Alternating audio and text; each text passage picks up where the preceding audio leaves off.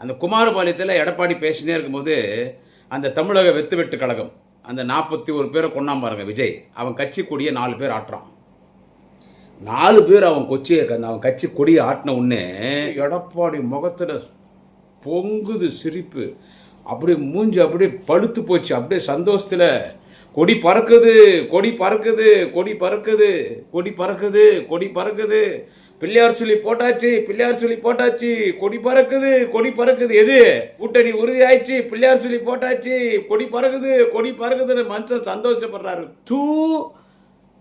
எவ்வளோ பெரிய கட்சி அதிமுக கட்சி. எம்ஜிஆர் ஜெயலலிதா இருந்த பதவியில் இன்னைக்கு எடப்பாடி பழனிசாமி உட்காந்துன்னு போயும் ஒரு கேவலமான 6 மணிக்கு மேலே தண்ணி பொண்ணுன்னு வாழக்கூடிய அந்த விஜய் கட்சி கூட்டணிக்கு இப்படியாலிவ இந்த கொடி யாரா ஆட்டான்னு பார்த்தா அதிமுக பணின்னு போட்டுக்கிறான். பெருசா எடப்பாடி பழனிசாமி போட்டோ இருக்குது, சிறுசா ஜெயலலிதா போட்டோ இருக்குது, ரெட்டையில சிம்பிள் இருக்குது. அந்த பணின்னு போட்டுன்னு கொடி ஆட்டுறான். இவனுங்களே விஜய் கட்சி கொடி கொடுத்துறானுங்க. இது ஒரு பொழப்பா?